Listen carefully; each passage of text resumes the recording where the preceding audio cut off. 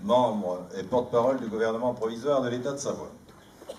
À ce titre, je tiens à remercier tous les intervenants de cette tribune, ainsi que vous tous, d'être venus ce dimanche 12 juin 2011. Sans oublier tous les mouvements savoisiens qui ont réalisé un travail remarquable, ainsi que Fabrice et Valérie, pour leur précieuse collaboration. Il y a tout juste un an, nous avons commencé à travailler sur le plan international pour trouver une aide extérieure indispensable à la reconnaissance de notre État, la Savoie, et aussi à mettre en place une stratégie pour y parvenir. Aujourd'hui, les députés du mouvement citoyen genevois sont avec nous. Nice est avec nous. Nos voisins et frères, Valdôtains, Piémontais, Lombards aussi. Une structure politique, l'EMC, SE, Mouvement Citoyen de Savoie, et aussi une police de Savoie. Ce qui prouve que notre démarche interpelle et que la Grande Savoie est bien le moteur du projet Arc Alpin.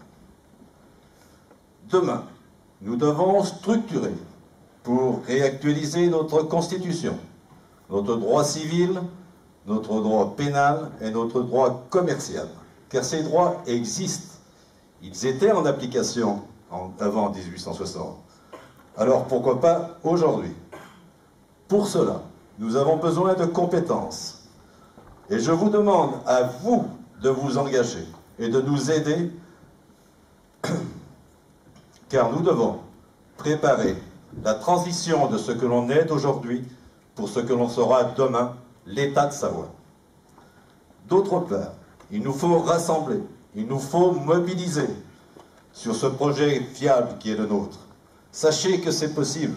Les derniers sondages donnaient entre 67 et 68% de la population qui était favorable. Ensuite, les mouvements citoyens doivent contribuer à mettre tout en œuvre pour que sur l'arc alpin s'instaure la force de vivre ensemble en toute harmonie. Aujourd'hui, ce n'est pas le cas. Pourquoi? Une frontière, ça ne se met pas au sommet d'une montagne. Un peuple de montagne, c'est le même peuple sur les deux versants de la montagne. Il ne doit pas être de cultures différentes, car c'est cette montagne qui fait la spécificité de ce peuple. Ce sont bien les puissances annexantes qui ont imposé ce choix pour leur bien-être, mais pas pour le nôtre. Ce qui existe aujourd'hui ne nous offre aucune visibilité, aussi bien du côté français que du côté italien ou que du côté européen. Bien au contraire, notre environnement actuel n'est quoi? Dette, chômage, corruption et dégradation de notre patrimoine aussi bien culturel qu'écologique. Pire encore aujourd'hui, plus l'on travaille, plus l'on est taxé et plus on crée de pauvres et de gens qui vivent en dessous du seuil de pauvreté. Alors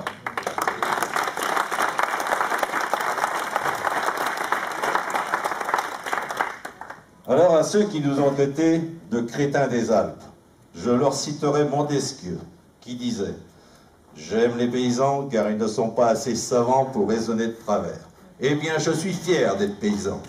Et aujourd'hui,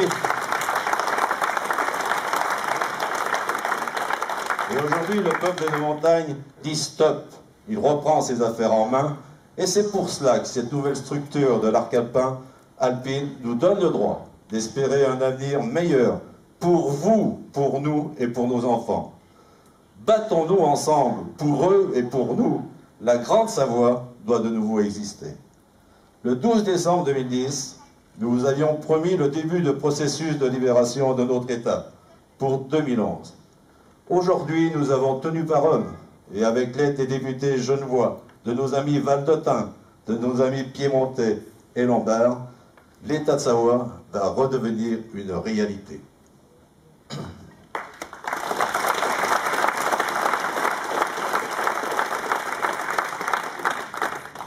Le 12 décembre 2010, Eric, tu nous précisais que pour enlever le bouchon de la baignoire, il fallait rentrer dans la baignoire. Sauf que pour nous, Savoisiens et peuples de montagne, sont tellement taxés qu'on n'a bientôt plus les moyens d'avoir la baignoire. On aura la douchette. Mais peu importe. Aujourd'hui, nous sommes rentrés dans la salle de bain et avons commencé à faire le ménage, ce qui fera que les minorités que nous sommes aujourd'hui deviendront les majorités de demain.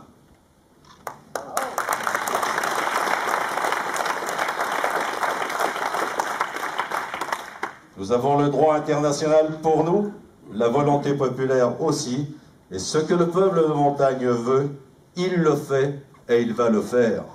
Car la liberté, ça se prend, alors prenons-la. Vive la forêt.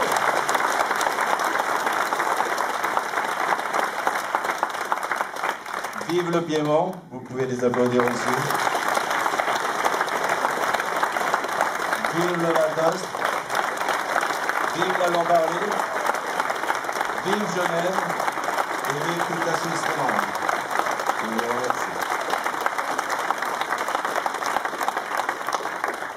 Maintenant, je souhaiterais passer la parole à M. Eric Stoffer pour le mot de la fin de cette superbe rencontre, puisqu'il est aussi à l'origine de nos espoirs et des mouvements citoyens. Vous pouvez le donner.